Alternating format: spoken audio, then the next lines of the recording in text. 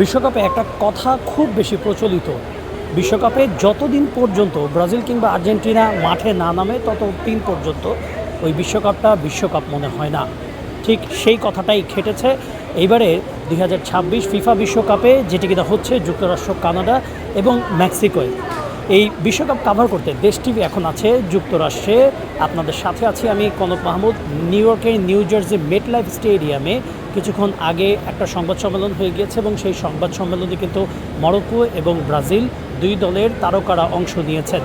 আপনারা জানেন আর মাত্র কয়েক ঘন্টার অপেক্ষা, তারপরে বিশ্বকাপে প্রথম ম্যাচটা খেলতে নামবে ব্রাজিল এবং সেটা কিন্তু এই নিউ জার্সিতেই, তাদের প্রতিপক্ষ মরক্কো। বলা যায় এই আসরের সবচেয়ে বিগ ম্যাচ, যেটা প্রথম বিগ ম্যাচ, এটা প্রথম হাই ভোল্টেজ ম্যাচ হতে যাচ্ছে এটি, যেখানে কিনা মরক্কো আফ্রিকান দেশ হলেও গত বিশ্বকাপ অর্থাৎ কাতার বিশ্বকাপে তারা সেমিফাইনাল পর্যন্ত গিয়েছিল। তারা স্পেনকে বিদায় করে দিয়েছিল, পর্তুগালকে বিদায় করে দিয়েছিল এবং শেষ পর্যন্ত সেমিফাইনালে ফ্রান্সের কাছে হেরে তাদেরকে বিদায় নিতে হয়েছিল। দুর্দান্ত একটা দল মরক্কো। কদিন আগে আফ্রিকান কাপ অফ নেশনসের চ্যাম্পিয়নও হয়েছে তারা, যদিও বা তারা হেরেছিল, কিন্তু পরবর্তীতে তাদেরকে চ্যাম্পিয়ন ঘোষণা করা হয়েছিল।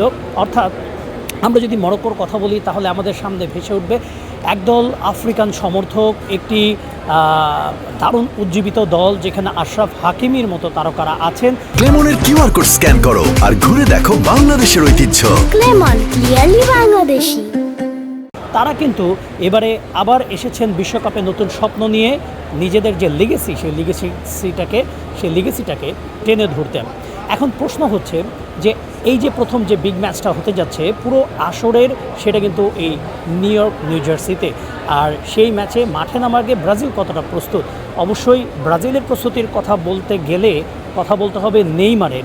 এই আজকের যে সংবাদ সম্মেলনটা হয়েছে, এই সংবাদ সম্মেলনে কিন্তু যুক্ত ছিলেন ব্রাজিল জাতীয় দলের যিনি হেড কোচ কার্লো আনচেলত্তি এবং ব্রাজিল দলের অন্যতম তারকা ভিনিসিয়াস জুনিয়র।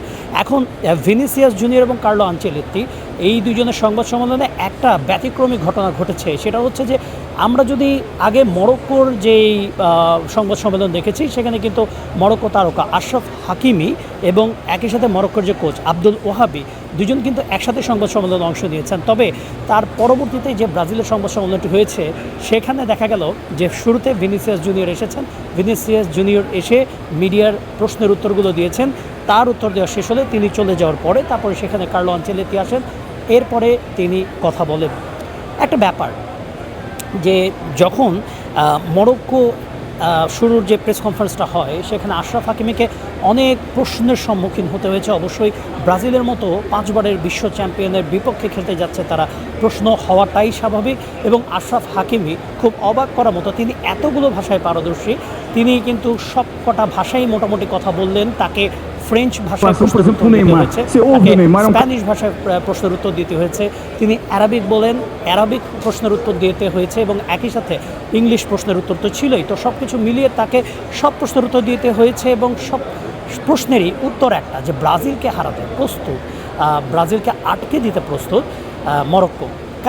কারণ হচ্ছে মরক্কোর সেই শক্তি আছে এবং মরক্কোর সেই প্রস্তুতি আছে। আমরা জানি যে কাতার বিশ্বকাপে যে কোচের হাত ধরে মরক্কো সেমিফাইনালে খেলেছিলেন, অর্থাৎ রেদ্রাগুই কিন্তু তিনি কিন্তু বিশ্বকাপ শুরু হওয়ার ঠিক আগ মুহূর্তে তিনি মরক্কো জাতীয় দলের দায়িত্ব ছেড়ে দেন। এখন যিনি নতুন কোচ আছেন আব্দুল ওহাব, তিনিও কিন্তু সংবাদ সম্মেলনে ছিলেন। তবে সেই নতুন কোচের থেকে সবচেয়ে বেশি প্রশ্নের উত্তরটা কিন্তু হাকিমিকেই দিতে হয়েছে। হাকিমের কাছে প্রশ্নগুলো কেমন ছিল?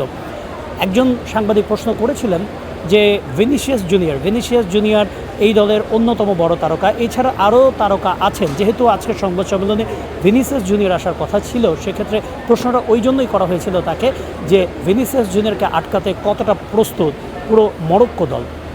আশরাফ হাকিমি তখন একটা কথা বললেন যে আমি এর আগে একাধিকবার খেলেছি ভিনিসিয়াস জুনিয়রের সাথে এবং আমরা জানি তার যে শক্তি এবং দুর্বলতা, সেইগুলো আমরা বিবেচনায় রেখেই মাঠে নামব। এবং প্রকৃতপক্ষে এই দুই ফুটবলার কিন্তু এর আগে একাধিকবার মুখোমুখি হয়েছে, যার কারণে কিনা ওই আত্মবিশ্বাসটা কিন্তু আশরাফ হাকিমির আছে যে না, এই ব্রাজিল দলকে হারানো সম্ভব। এবং একই সাথে কথা হচ্ছিল যে দলের যেই বোঝাপড়া নিয়ে, যেহেতু রেদ্রাগুই ছিলেন এবং রেদ্রাগুই দারুণ একজন কোচ ছিলেন, তিনি চলে যাওয়ার পর নতুন কোচ কতটা দলটাকে গুছিয়ে নিতে পেরেছেন। সেখানে কিন্তু তিনি একটাই কথা বলেছেন যে কোচ যাবে, কোচ আসবে, কিন্তু ফুটবলারদের যে মানসিকতা, সেই মানসিকতা কিন্তু থাকবেই। এইটা গেল মরক্কোর পার্টটা। এখন আমরা যদি আশরাফ হাকিমি যেটা বললেন, আশরাফ হাকিমের পরে কিন্তু প্রশ্নটা গিয়েছিল আব্দুল ওহাবের কাছে, যিনি কিনা মরক্কোর কোচ, তার কাছেও প্রশ্নটা গিয়েছে যে প্রতিপক্ষ ডাগ আউটে যখন কার্লো আনচেলত্তির মতো একজন লেজেন্ডারি কোচ থাকেন, যিনি কিনা চ্যাম্পিয়ন্স লিগের শিরোপা জয় করেছিলেন, তার বিরুদ্ধে কতটা সম্ভব মানে লড়াই করাটা। এবং তিনি একটাই কথা বলেন, কার্লো আনচেলত্তিকে তিনি ব্যক্তিগতভাবে ফলো করেন, তিনি তার ভক্ত, এবং কার্লো আনচেলত্তি যতগুলো বই লিখেছেন সবগুলো বই তিনি পড়েছেন। এবং তিনি বললেন যে আমি হয়তোবা জানতাম না কোনো একদিন কার্লো আনচেলত্তির বিপক্ষে আমাকে কোচিং করাতে হবে, যেহেতু আমি তার ব্যাপারে এত পড়াশোনা করেছি, হয়তোবা ওই পড়াশোনাগুলো কাজে লাগবে কার্লো আনচেলত্তির বিপক্ষে। তো একেবারে খুব ইতিবাচক কিছু কথাবার্তা ছিল মরক্কো ফুটবল দলের কাছ থেকে। তবে ব্রাজিলের ওপর প্রেশারটা এত বেশি ছিল। আমরা যেই হলে, যে মিডিয়া কনফারেন্স সেন্টারে যেখানে কিনা সংবাদ সম্মেলনটি হয়েছে, সেখানে ব্রাজিলেরই প্রায় 200-250 বেশি সাংবাদিক ছিলেন, এবং তারা কিন্তু একের পর এক প্রশ্ন করে গিয়েছেন, প্রশ্ন বানে জর্জরিত করেছেন।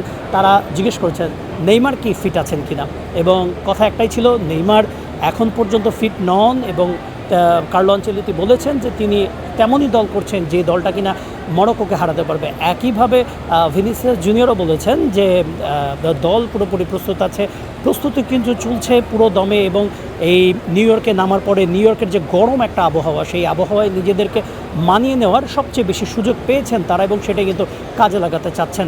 এই ব্রাজিল দল, তারা কিন্তু তাদের যে বেস ক্যাম্প, সেখানে তারা অনুশীলন করেছেন।